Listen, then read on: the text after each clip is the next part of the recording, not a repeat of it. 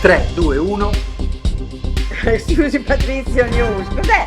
3, 2, 1, Così Patrizio News. Ma- dinamismo. Vabbè. Comincio Allora, io, comincio tu, io. esatto. Notizia importante, il 27 e 28 novembre Sì. alla stazione Leopolda di Firenze, La famosa 16ª Leopolda. edizione di BTO, che sarebbe Buy Tourism Online e ora è B-Travel on Life, queste sono cose, è inglese, questo va Ma bene. c'è proprio Sì, quest'anno il cambiamento. tema è Balance All Confluence in Travel, cioè tutto va a finire poi nel viaggio, perché il tema è l'equilibrio tra intelligenza artificiale e interazione umana nel settore turistico.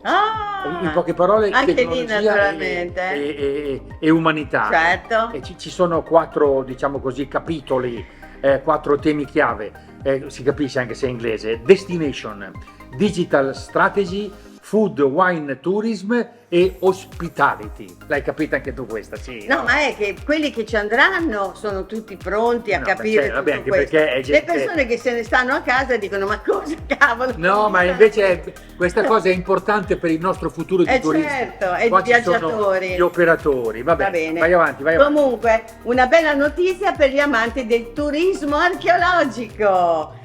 Petra, è stata scoperta una nuova tomba antica risalente a 2000 anni fa. Contiene 12 scheletri e un ricco corredo funerario intatto, pensate. E quindi è molto importante, insomma, questa scoperta. Anche perché il luogo viene chiamato appunto il tesoro e non si sapeva fino a adesso che poteva essere una tomba, poteva essere un luogo di sepoltura. Comunque molto importante per questa popolazione che si chiamano appunto i Nabatei, che occupavano quella zona. Quindi molto importante questa scoperta bellissima, che fa venire voglia ancora di nuovo di andare lì, di andare a vedere a Petra questa nuova scoperta archeologica. Sempre a proposito di turismo archeologico, Esatto. il Museo di Villa Giulia a Roma, in collaborazione con il FAI, ha ripreso i laboratori In dialogo con gli Etruschi, che sono laboratori dedicati alle persone affette da Alzheimer. Ma dai. E ovviamente anche ai loro accompagnatori, sì, perché la storia, la cultura coinvolge anche emotivamente e può essere veramente terapeutica. Ma se uno non ha proprio ancora l'Alzheimer può andare? Sì, penso proprio di sì.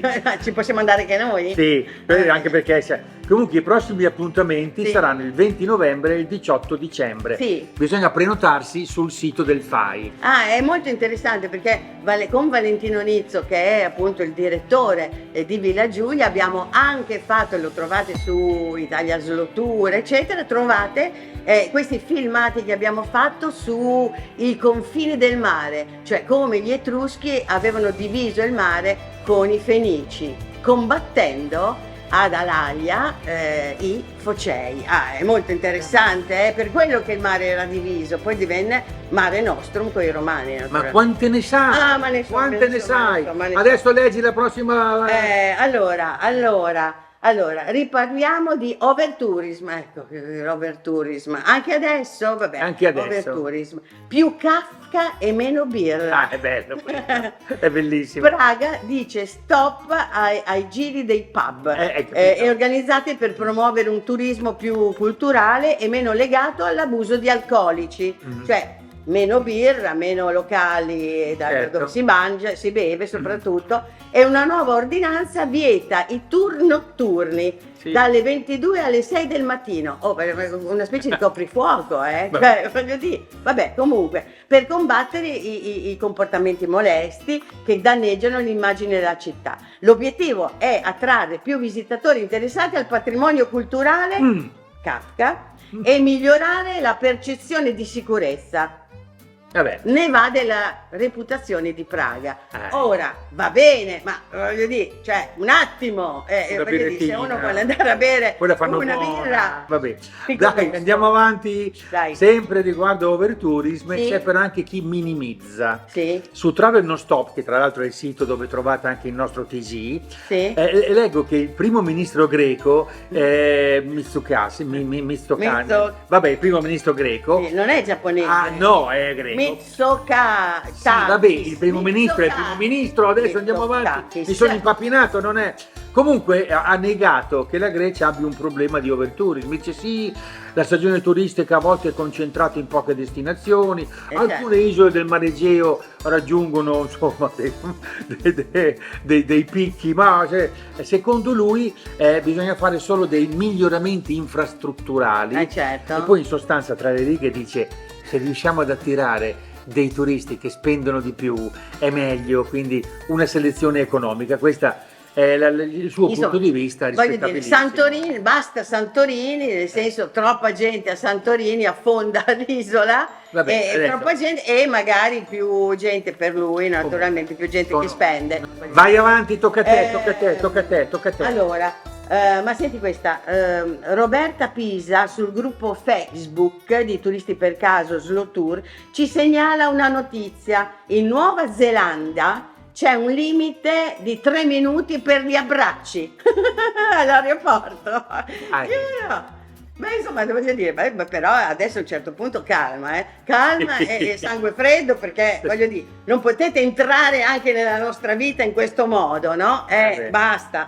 E comunque, insomma, i limiti di 3 minuti dell'abbraccio agli addio è per non intasare, naturalmente, i parcheggi, eccetera, logico. Però, insomma, voglio dire, se uno si vuol dare un bacino un po' più lungo di 3 minuti, anche perché servono un po' più di minuti per abbracciarsi e salutarsi, dipende dove si va, se si va, no? Certo, se uno poi sta via, se uno va via, vabbè, dovrebbero mettere in relazione al tipo di addio. Vabbè, andiamo avanti perché non c'è bisogno di andare fino in Nuova Zelanda. Ci sono tante cose bellissime da vedere in Italia, in particolare in Veneto. Vicenza si prepara a celebrare il Rinascimento con una nuova serie di visite guidate alla chiesa di Santa Corona e alle gallerie di Palazzo Thiene, ogni domenica mattina e durante le feste fino a fine dicembre.